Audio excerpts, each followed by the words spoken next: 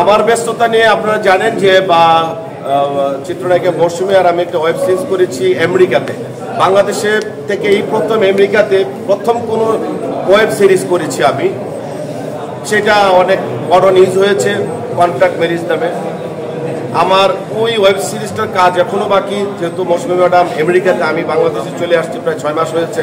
আমি নেক্সট মান্থে আবার যাচ্ছি। আমার আমেরিকাতে আমি অনেকগুলো প্রোডাকশন করছি, নট অনলি আমেরিকা। আপনারা যারা নিউজ করেন তারা দেখবেন আমি হাসান জাহাঙ্গীর আমি বাংলাদেশকে প্রমোট করছি বিশ্ব দরবারে। কিভাবে? আমেরিকাতে 6 থেকে 7টা বাংলা চ্যানেল আছে যেগুলো ওয়ার্ল্ডের 70টা কান্ট্রিতে প্রচার হয়। আমি হাসান জাহাঙ্গীর 36টা বিজ্ঞাপন টিভিসি আমি আমেরিকাতে বানিয়েছি, যেগুলো ওয়ার্ল্ডের সব দেশে প্রচার হচ্ছে, যেটা বাংলাদেশে কোনো ডিরেক্টর, কোনো নির্মাতা আমেরিকাতে যে 36টা বিজ্ঞাপন বানায়নি। আমি হাসান জাহাঙ্গীর ওয়েব সিরিজ বানাচ্ছি, RTV প্রোডাকশন করে আসলাম, আরও কিছু কাজ হাতে, কানাডাতে কাজ করছি, লন্ডনে কাজ করছি, দুবাইতে বিজ্ঞাপন বানাচ্ছি, কাতারে করছি, ওয়ার্ল্ড ওয়াইজ আমি কাজ করছি। আমি কাজ করা মানে বাংলাদেশকে প্রমোট করা, এটা আমার জন্য নয়, পুরো বাংলাদেশের প্রাপ্তি আমি মনে করি। তো আমার দেশের বাইরে কাজ এখন অনেকটা বেশি। আরেকটা সুসংবাদ দিতে চাই, আমি অনেকদিন বলে আসছি যে আমি একটা ভালো সিনেমা বানাবো। সেই সিনেমাটা হতো আমি 2025 সালে ইনশাল্লাহ দেশের সার্বিক অবস্থা ভালো হলে একটা ইন্টারন্যাশনাল ছবি করার জন্য আমি ট্রাই করছি। যেই ছবিটা ওয়ার্ল্ডে সব জায়গায় চলবে, আপনারা পছন্দ করবেন, বাংলাদেশকে প্রমোট করতে পারবো, আমার দেশের মানুষ নতুনত্ব কিছু পাবে, সেভাবে আমি অগ্রসর হচ্ছি। পাশাপাশি আপনারা জানেন আমার একটা বা দুইটা সিরিয়াল সবসময় থাকে প্রোডাকশন। আমার কখনো কোন প্রোডাকশন অফ থাকে না, কোনো না কোনো চ্যানেল আমার প্রোডাকশন যাচ্ছে, সিঙ্গেল যাচ্ছে, টেলিফিল্ম যাচ্ছে, ঈদের কাজ যাচ্ছে, সিরিয়াল যাচ্ছে। আমার একটা এখনো রানিং শেষের দিকে, আরো 2টা কাজ শুরু হচ্ছে, আরো কিছু ভালো ভালো কাজ আসতেছে, আশা করি আপনাদের সুসংবাদ দিতে পারবো। সর্বশেষ জানতে চাইবো যে প্রিয়দর্শিনী মৌসুমীর সাথে আপনারা যে কাজটার কথা বললেন, ভাই না লাগলে বন্ধ করে দেন। মৌসুমীর সাথে যে কাজটা আসছে, আসলে কাজের অভিজ্ঞতা, দেশের বাইরে যত শুট করলেন, উনি অনেকদিন দেশের বাইরে আছে, অভিজ্ঞতাটা একটু করে জানতে চাইবো, এবং কেমিস্ট্রিটা আসলে আপনার সাথে কেমন হয়েছে এই বিষয়টা একটু জানতে চাইবো। আচ্ছা, এটা সুন্দর একটা প্রশ্ন করেছেন। প্রিয়দর্শিনী মৌসুমীর আমি বলতে পারেন ফ্রেন্ড বা ভক্ত, তার সাথে আমার ভালো সম্পর্ক, ভালো রিলেশন, বিশেষ করে সানি ভাইয়ের সাথে, তাদের ফ্যামিলির সাথে, কারণ আমার সাথে তারা ইলেকশন করেছে বা আমি অনেক আগে থেকে ফিল্মের সাথে জড়িত। অনেকে হয়তো জানেন না, আমি কিন্তু 88-এ ফিল্মে ইন করেছি। 88 সহজ কথা নয়। আমার পরে অনেক স্টার আসছে, অনেকে চলে গেছে, অনেকে, আমি ইনশাল্লাহ আমার গতিতে আমার জায়গায় আছি। আমি আমার এই 2 চোখে অনেক কিছু দেখেছি, উত্থান পতন সবই দেখেছি।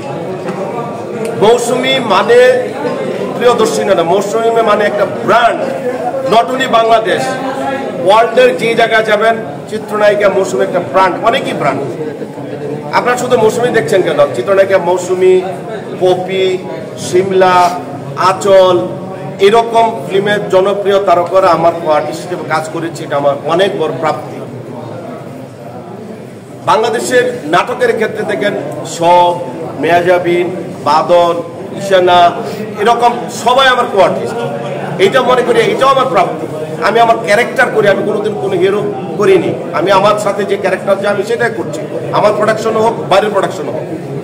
আমেরিকা শুটিং প্রসঙ্গে আপনাদের বলি, ওখানে শুটিং করা আসলে খুব কষ্টের, কারণ টেকনিশিয়ান যে সাইডটা এটা ওখানে অ্যাভেলেবল না। ক্যামেরা, লাইট, ম্যান, তারপরে মেকআপ, লোকেশন, ওটা আমি শুধু একটা কথাই বলবো, মৌসুমী ম্যাডাম যেভাবে আমাকে হেল্প করেছে তার প্রোডাকশন করতে, যে টোটাল আমি যখন ক্যামেরার সামনে দাঁড়িয়েছি, উনি ক্যামেরাম্যানকে লিড দিচ্ছে, আবার উনি যখন দাঁড়াচ্ছে তখন আমি লিড দিচ্ছি। 0 ডিগ্রি সেলসিয়াস শীতের মধ্যে আমরা কাজ করেছি। সো এটা চিত্রনায়িকা মৌসুমী বিদায়ী সম্ভব হয়েছে। এই জন্য আমি প্রডিউসার শামসুল্লাহ আলম, সোহাগ এবং রানা ভাইকে বলি যে ওদের অবদান আছে আমেরিকাতে, যারা আমাকে হেল্প করেছে। তো আমি আশা করি বাংলাদেশের জনপ্রিয় তারকারা যে যেখানেই থাকুক না কেন, আপনারা যারা বিদেশে প্রবাসে আছেন, আপনারা যে এত ভালোবাসেন, আমাদের এত পছন্দ করেন, সত্যি মনটা অনেক বড় হয়ে যায় এবং মনে হয় মিডিয়াতে আরো অনেক দিন কাজ করি, আপনাদের আরো অনেক কিছু দেই। প্রাপ্তি থাকলো সবার কাছে। আল্লাহ সবাইকে ভালো রাখুক, আমাকে ভালো রাখুক, আপনাকে ভালো রাখুক।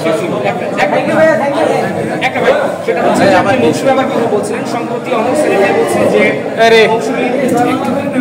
একটা ছবি সাথে যেটা ব্যক্তিগত লাইফে অনেক প্রবলেম করেছে এবং আলোচিত একজন নায়িকা একজন আলোচিত রাজনীতিবিদের সাথে সংশ্লিষ্টতা অনেকটা জল্পনা কল্পনা এবং বিতর্কের সৃষ্টি করেছে।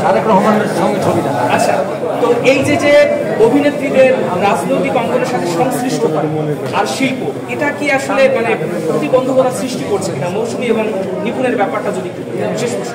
আসলে আমি অনেকক্ষণ অনেক কথা বলে ফেললাম। ফিনিশিংয়ে যেটা আমি বলবো, চিত্রনায়ক উমর সানি, ওনাকে আমি বড় ভাই হিসেবে মূল্যায়ন করি।